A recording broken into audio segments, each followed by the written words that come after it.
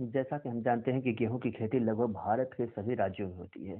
चाहे मध्य प्रदेश हो, उत्तर प्रदेश या बिहार हो या राजस्थान, महाराष्ट्र या गुजरात हो, लेकिन 99% किसान यह बातें नहीं जानते हैं और जिसके चलते काफी नुकसान भुगतना पड़ता है। जैसे गेहूं की बुआई के लिए सही समय कब तक है, अगेती बुआई कब तक कर सकते हैं और पछेती बुआई कब तक कर सकते हैं, और नॉर्मल समय क्या होता है। गेहूं की बुआई करने के लिए और बुआई करते समय टेम्परेचर कितना होना चाहिए, यानी कि तापमान कितना डिग्री होना चाहिए, बीज की मात्रा कितना डालें और गेहूं की ज़्यादा पैदावार देने वाली टॉप वैरायटी कौन सी होती है, अगेती बुआई में कौन सी वैरायटी लगाएं और पछेती बुआई में कौन सी वैरायटी लगाएं, और बुआई के टाइम कौन सी खाद डालें जिससे पैदावार ज़्यादा निकले। तो गेहूं की बुआई से लेकर कटाई तक की यह सीरीज हम आपको हर दिन एक नई वीडियो के माध्यम से सही जानकारी देंगे। नमस्कार किसान भाइयों, आपके अपने YouTube channel doctor Shailendra agriculture tips में स्वागत है। तो किसान भाइयों, चलिए हम आगे चलते हैं। तो वीडियो को शुरू करते हुए हम सबसे पहले बिजाई के बारे में जानते हैं। बुआई करने से पहले हमको यह जानना होगा कि गेहूं की बुआई के लिए कितना तापमान होना चाहिए बीज अंकुरित होने के लिए। तो जब तक सामान्यतः तापमान 22 से 25 डिग्री हो तब हमें गेहूं की बुआई कर देनी चाहिए। यह बिल्कुल अनुकूल टेम्परेचर होता है गेहूं की बुआई के लिए। बाकी अब तो ऐसी काफी ज्यादा वैरायटी आ गई है जो हाई टेम्परेचर में भी अंकुरित हो जाती है। यदि आपके क्षेत्र में तापमान ज्यादा है तो आप उन वैरायटी को लगा सकते हैं। जैसे कि कई क्षेत्र में 20 से 25 अक्टूबर से गेहूं की बुआई होना शुरू हो गई है। अगर आपके अपने तक इस बुआई को नहीं किया है तो आप इन वैरायटी का चुनाव कर सकते हैं, जैसे कि WA 1270, DVD W 303, DVW 327। जैसे कि कई वैरायटी है जिनकी ज़्यादा तापमान सहने की क्षमता होती है और यह आसानी से ज़्यादा तापमान में भी उग जाती है। बाकी और वैरायटी ऐसी है जिनकी अगर हमने ज़्यादा टेम्परेचर में बिजाई कर दी है तो सही से नहीं उग पाएंगे, जिससे ना तो जर्मिनेशन सही हो पाएगा और ना फसल में शुरुआत हो पाएगी और पीलेपन की समस्या देखने को लग जाएगी। और कई ऐसी सारी समस्याएं आपको खेत में देखने को मिलेगी। इसीलिए सही टाइम पर सही वैरायटी का बिजाई करनी चाहिए।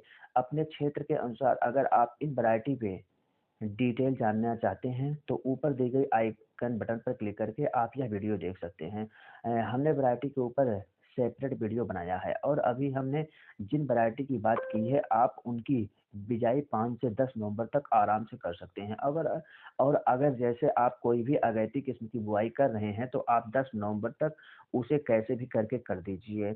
इसके बाद जो 20 से 25 नवंबर तक का समय है, आपको कोशिश ये करनी है कि आप चाहे कोई भी गेहूं की किस्म ले रहे हो, आप उसकी बुआई ये 20 से 25 नवंबर तक ही खत्म करते हैं, क्योंकि अगर आप बिजाई जितनी लेट करते हैं तो कटाई में भी ठीक उतना ही लेट होगा और बिजाई जितनी लेट मतलब कि पैदावार में उतनी ही कमी होती चली जाएगी। फिर चाहे क्यों ना आपके अगैती किस्म की बुआई हो या फिर पछैती, आपको 100% पैदावार में कमी तो देखने को मिलेगी ही, क्योंकि अगर आप लेट बुआई करते हैं तो बाद में गर्मी होना शुरू हो जाएगी और फिर चाहे अगैती किस्म हो या फिर लंबी अवधि वाली वैरायटी, इनमें दाना सही नहीं बन पाएगा और ना दाना बालियों के अंदर ही सिकुड़ जाएगा, जैसे कि पैदावार में आपको भारी गिरावट देखने को मिल जाएगी।